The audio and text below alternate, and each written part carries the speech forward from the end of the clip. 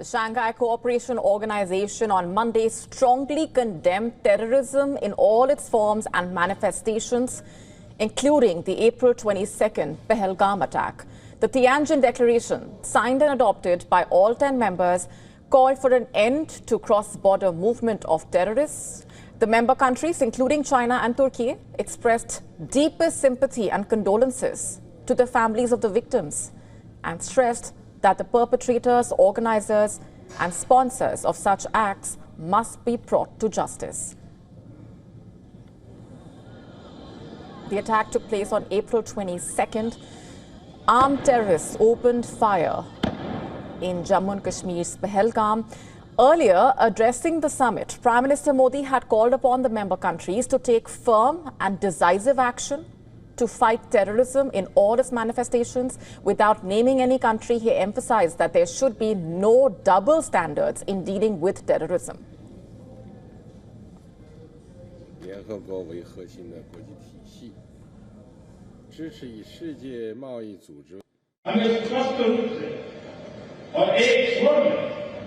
कहना होगा कि आतंकवाद पर कोई भी डबल स्टैंडर्ड स्वीकार्य नहीं होंगे.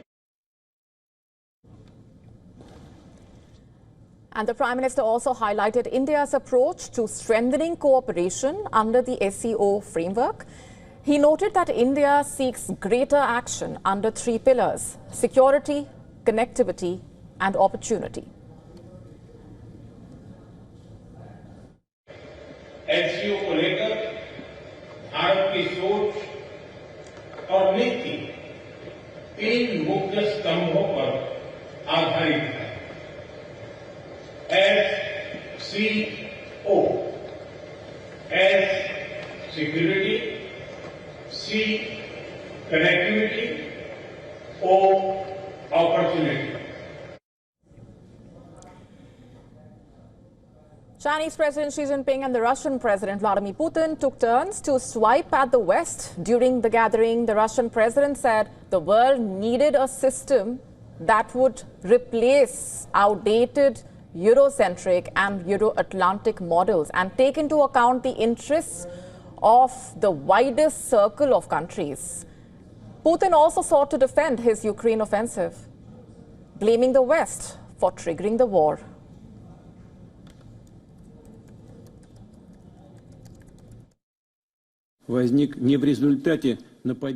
This crisis wasn't triggered by Russia's attack on Ukraine, but was a result of a coup in Ukraine, which was supported and provoked by the West.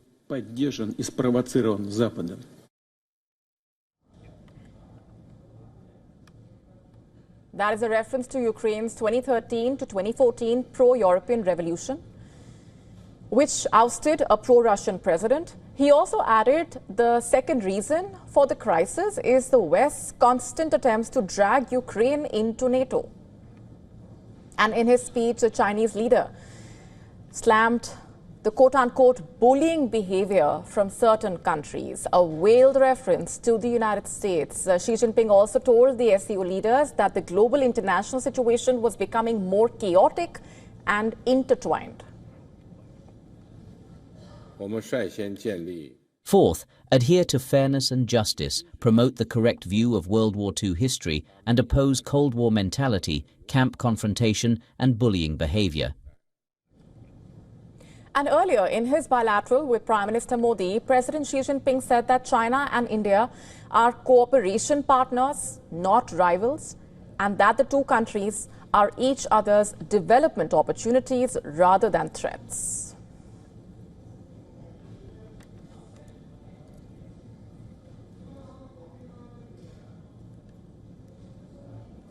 It should be the right choice for China and India to be good neighborly friends and partners that help each other succeed and have the dragon and the elephant dance together. Indian Prime Minister Narendra Modi also agreed that India and China are partners and that consensus far outweighs disagreement. He added that India is ready to view and develop the bilateral ties with China from a long-term perspective.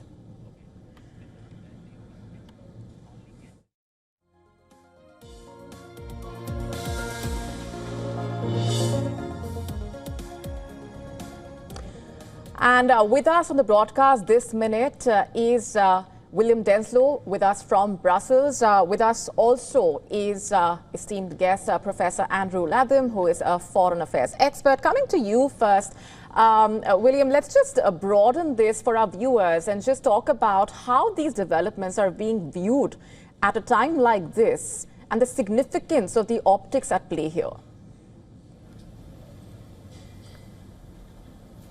Well, a degree of concern really being felt in Brussels, considering the fact that there have been huge hopes for a significant period of time now that those nations with influence or potential influence over Vladimir Putin, Russia's president, and the Kremlin at large would be able to help curtail Russia's efforts and acts of aggression in Ukraine and would force Moscow to the negotiating table with the Kremlin. So certainly somewhat cozy images that we're seeing from this summit in Beijing will certainly stoke a degree of concern amongst Western leaders and Kyiv's allies here in Europe, especially considering the fact that, as you mentioned a little earlier, Bulgarian officials are blaming Russia for GPS jamming that, according to some reports, saw Ursula von der Leyen, the European Commission president, be forced to land her plane into Bulgaria on a trip over the weekend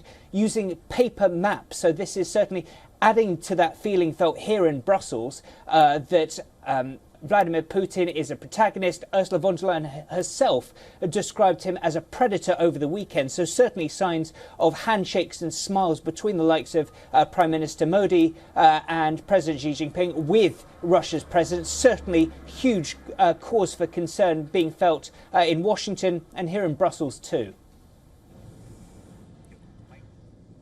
Right, I do want to get in more details from you, William, at this point about what happened and the entire episode regarding Ursula von der Leyen. And, you know, this is also raising a lot of concern. If you can just piece together and elaborate for us the reactions that have trickled in so far.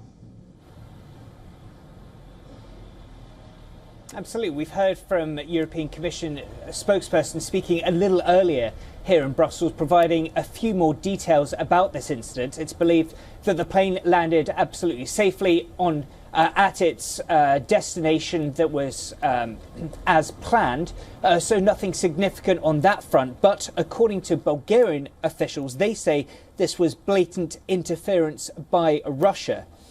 The European Commission says quite simply that this reinforces commitments to their defence capabilities. It's significant to note that this incident occurred as Ursula von der Leyen is visiting 7 member states, really seen as being on the front lines of Russia's concern. Von der Leyen has been visiting places like Poland, places like Lithuania, Bulgaria as well, really touting the need for Europe to boost its defence capabilities. So such incidents, which the European Commission say happen to, quote, quite a lot, they say this only emboldens them to really toughen up on their defence posture. Right, stay with me, William. Let's also get in Siddhant Sibal onto this conversation, who's been tracking those developments very closely on the ground there. Let's just talk about the very aspect of the fight against terrorism, Siddhant, that has found a mention in that significant manner. And the other key takeaways, really, from what's unfolded there, and a strong message that's been sent out. Well, yes, Molly, in fact, this is a diplomatic victory for India after the Quad and the BRICS grouping.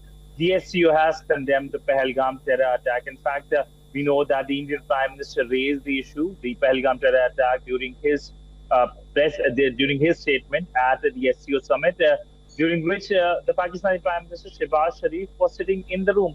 But essentially, India's focus, the Indian Prime Minister's message was that the leaders need to shun double standards on terrorism. In fact, he gave an acronym, SCO. S stands for security, C for connectivity, and O for opportunities.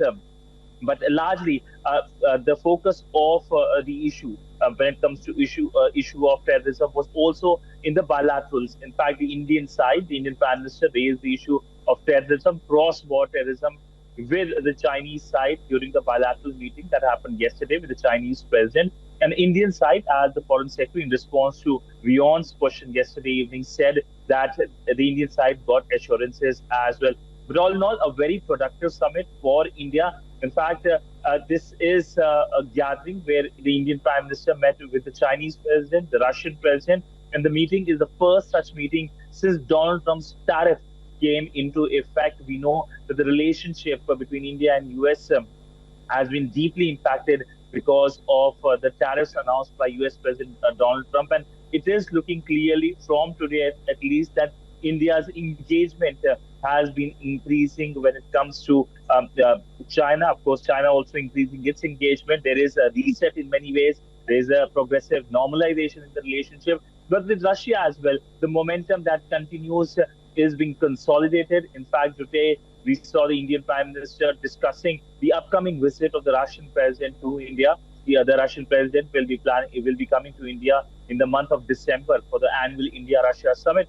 And Russia has been in many ways a time-tested partner of India, unlike the view that the US has, in a sense that US is now seen as someone who is not reliable, given the fact that Donald Trump's policy is basically uprooting the gains of last 20 years. There has been a progressive increment in the relationship in terms of positivity. The American side has termed the relationship with India as the most consequential one. But Donald Trump's policies that have been introduced, and of course his comments, the comments of his trade advisor and Donald Trump himself on India, on the Indian economy, is something that is, of course, not taken very positively. We saw the visuals earlier today of the Indian Prime Minister holding those informal conversations with the Russian president, with the Chinese president. These are the visuals that are going to soon play in Washington, and we all have to wait for the reaction. Speaking of which, let's just also get in comments from Professor Andrew Latham, who is a foreign affairs expert with us from the United States. Thank you very much for waiting patiently. I have to ask you for your comments on the significance of the optics and the messaging at play here at a time like this amid the tariff tensions with the United States. Well, it's been a very good summit for President Putin. He doesn't appear, the theatrics are such, the optics are such that he does not appear isolated. It doesn't appear as if his regional friends, partners, allies are going to put pressure on him to come to some negotiating table to do some deal over Ukraine. So it's been a very, very good summit for Vladimir Putin. It's been a very good summit for Prime Minister Modi as well, especially on the terrorism front. That's unprecedented for the SCO. China must have lifted its thumb off the scales, as it were, to allow that to go forward, because it has run in the past interference for Pakistan. And that appears not to have been the case here. Even though Pakistan wasn't named, everybody in the room knew who that particular policy shift was targeted at. Having said, and there are important conversations taking place on the margins between the Armenian head of state and the Azerbaijani head of state over Nagorno-Karabakh and the recent conflict there, et cetera, et cetera. This is not an inconsequential summit, but it's not Bretton Woods in 1944 either, when the soon-to-be victorious allies sat down at a town called Bretton Woods in the US and designed the post-war political economic order that is still largely in place today. This summit is not that, despite the euphoria that one is hearing expressed in some quarters. I think there are two trees which we are focused on which don't allow us to see the forest. One tree is Donald Trump, and I understand that. He sucks all the energy and all the oxygen, rather, out of the room, geopolitically, diplomatically. And the other tree is this summit, with all of its fanfare and its bonhomie and its backslapping and its handshakes and the optics generally. But if we step back and take a look at the forest, we see that this is we're talking about some marginal adjustments to a pre-existing global political economic order that China would love to overthrow. It would love to be the dominant power within a new world order. I don't see India going along with that, which is partly why India is part of the Quad, and that's not going to change. Why it's a major defense partner of the United States, technically, and that's not going to change. There are some powerful, to mix metaphors, some powerful currents at work just below the surface and we seem to be focusing more on the froth on top of the surface. We're leaving it there for the moment. Thanks very much, Professor Latham, William Denslow and Siddhant Sibal for joining us here with those details and perspectives. To stay up to speed with the latest news, download the WION app and subscribe to our YouTube channel.